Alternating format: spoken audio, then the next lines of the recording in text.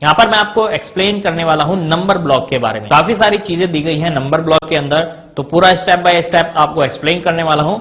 तो चलिए स्टार्ट करते हैं आज का ये टॉपिक। इसको समझाने के लिए मैंने ये एक इनवॉइस का फॉर्मेट लिया है, टैक्स इनवॉइस का फॉर्मेट है एक कंपनी का। तो यहाँ पर मैं आपको समझाता हूँ। देखिए सबसे पहले हम इसकी बात कर लेते हैं।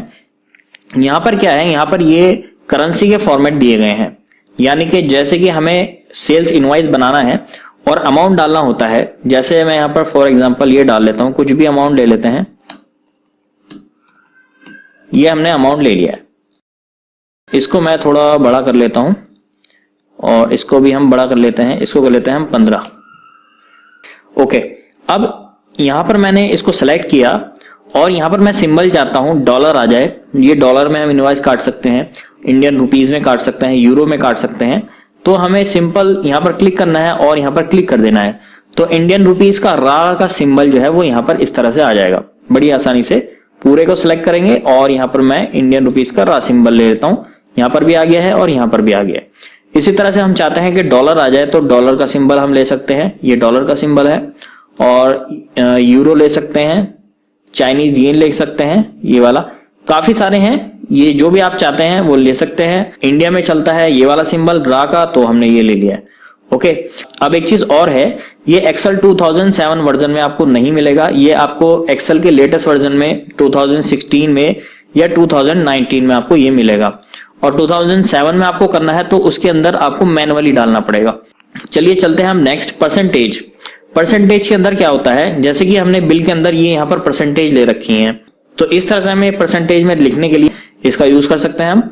इसको मैं थोड़ा बड़ा कर लेता हूं और यहाँ पर मैं दोनों को सिलेक्ट कर लेता हूं। सिलेक्ट करने के बाद परसेंटेज पे क्लिक, और यहाँ पर जो भी आपको डालना है परसेंटेज वो आप डाल सकते हैं। 14%, 28%, जो भी आपको डालना है इस तरह से आप डाल सकते हैं और वो ऑटोमेटिक परसेंटेज बन जाएगा। अब अगर आप ऐसा करते हैं कि आप पहले अमाउंट लिख लेते हैं, टैक्स का परसेंटेज लिख लेते हैं, जैसे कि 14, तो इस पर मैं क्लिक करके और इस पर मैं क्लिक करूंगा तो ये 14% नहीं होगा, ये 1400% बन जाएगा। क्लिक करते हैं तो ये देखिए 1400%। तो जैसे कि आपको किसी को भी परसेंटेज में लेना है, आप पहले उस पर क्लिक कीजिए, परसेंटेज में बदलिए उसको, और फिर उसके बाद आप अपना टैक्स लिख सकते हैं, जैसे कि ये इस तरह से आप लिख सकते हैं। तो इजीली आपका ये परसेंटेज में कन्वर्ट हो जाएगा। तो इसका यूज हम यहाँ पर कर सकते हैं, जैसे कि जीएसटी, एसजीएसटी, आईजीएसटी जो भी है, जीएसटी में हम यूज कर सकते हैं, या कोई और सी कैलकुलेशन में आप परसेंटेज का यूज कर सकते हैं। इसके बाद हम बात कर लेते हैं कॉमा फॉर्मेट की। ये वाला कॉमा फॉर्मेट है और इसका यूज क्या है मैं आपको बता देता हूं। अमाउंट हम यहाँ पर कुछ भी लिख लेते हैं, ये हमने अमाउंट लिख लिया है। अब मैं क्या करता हूं, इसको पहले बड़ा कर लेता हूं थोड़ा। अब यहां पर जो हमारा ये हमारा जनरल फॉर्मेट में है, देखिए यहां पर आ रहा है। जैसे ही मैं कॉमा पर क्लिक करूंगा तो ये कस्टम में पहुंच जाएगा, और कस्टम में हमारा यहां पर क्या होता है, कॉमा लग जाता है और डॉट के बाद 2 जीरो आ जाते हैं। तो बेसिकली जो अमाउंट है, फिगर है, वो हम कॉमा फॉर्मेट में अगर लिखते हैं तो अट्रैक्टिव भी लगता है और ये आसानी से समझ में भी आ जाता है। तो इसलिए आप चाहें तो अपने बिल में कॉमा फॉर्मेट का यूज करें, काफी अच्छी चीज है। इसके बाद हम बात कर लेते हैं डेसिमल की। देखिए यहाँ पर ये 2 चीजें दी गई हैं, डेसिमल। तो डेसिमल के लिए हमें क्या करना है, यहाँ पर क्लिक करना है। यहाँ पर अगर हम इस वाले पर क्लिक करेंगे डिक्रीज पर, तो ये हमारे डेसिमल घट जाएंगे। पॉइंट के बाद जो भी फिगर है वो घट जाएगी, और हम इस तरह से बढ़ाएंगे तो ये बढ़ जाएगी। इसको मैं बड़ा कर लेता हूं और यहां पर मैं आपको पॉइंट के बाद कुछ लिख कर दिखाता हूं, जैसे कि ये ले लेते हैं, कुछ हमने नंबर ले लिए हैं। बाय डिफॉल्ट क्या होता है, 2 डेसिमल में ये आता है, और हमें अगर ज्यादा डेसिमल चाहिए, जैसे कि आपका ज्वेलरी का काम है, तो उसमें क्या है, जो ज्वेलरी का वजन है उसका पॉइंटों में भी इफेक्ट पड़ता है। यानी कि अगर मिलीग्राम भी है ना, तो उसका भी जो अमाउंट है बहुत ज्यादा बैठता है, जो ज्वेलरी है, सोना है, चांदी है। तो इस वजह से हम क्या कर सकते हैं, डेसिमल को बढ़ा सकते हैं इस तरह से, इतने किलोग्राम, मिलीग्राम जो भी है, इस तरह से आप यूज कर सकते हैं। और आपको चाहिए कि भाई 2 डेसिमल चाहिए, तो इस तरह से आप घटा सकते हैं, तो ये 2 डेसिमल तक आपका रहेगा। इस तरह से आप डेसिमल का यूज कर सकते हैं। अब हम बात कर लेते हैं, ये जो ऊपर लिखा हुआ है कस्टम, ये जो लिखा हुआ है, ये सारी चीजें क्या है इसमें। देखिए सबसे पहला है जनरल फॉर्मेट। तो जनरल में क्या है, जैसे कि यहां पर मैं क्लिक करता हूं तो यहां पर आप देखेंगे ऊपर जनरल आ रहा है।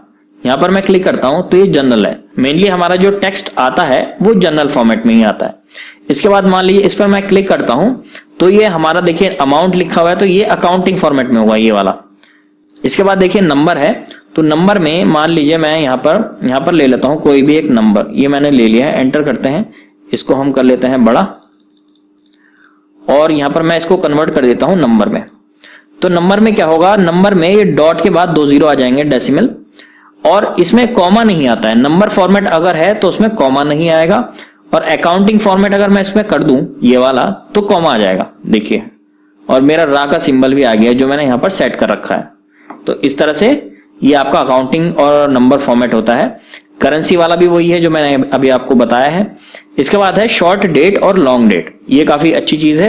यहां पर हम डेट लिख लेते हैं एक, यहां पर ले लेता हूं मैं, ये मैंने एक डेट ले ली है। फॉन्ट काफी छोटा आ रहा है, सबको मैं एक साथ बड़ा कर लेता हूं पहले, समझने के लिए इजी हो जाएगा। तो ये मैंने ले ली है डेट। अब मैं यहां पर इसको ये देखिए बाय डिफॉल्ट इसने डेट समझ गया है कि ये डेट है।